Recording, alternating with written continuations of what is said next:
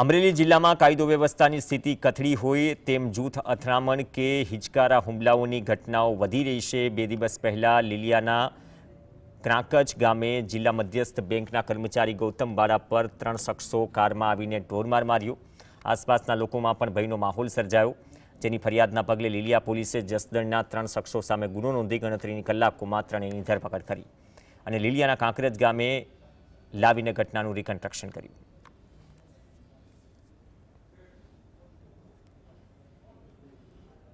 Lilia police સ્ટેશનમાં BNS કલમ 109 તથા અન્ય કલમો મુજબ ગુનો દાખલ કરવામાં આવેલ। તાત્કાલિક આરોપીને પકડવા માટે અલગ અલગ ટીમો કાર્યરત થતા હાલમાં 3 આરોપીઓની ધરપકડ કરવામાં આવેલ છે।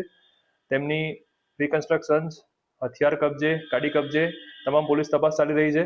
આગળ રિમાન્ડ કાર્યવાહી માટે પણ અને આ ઘટના હાલમાં ફરિયાદ મુજબ ગૌતમભાઈ વાળા નાઓને 4-5 દિવસ પહેલા આરોપી દુકુ વાળા સાથે ફોન પર બોલાચાલી થયેલ, એ સંદર્ભમાં હુમલો કરેલ।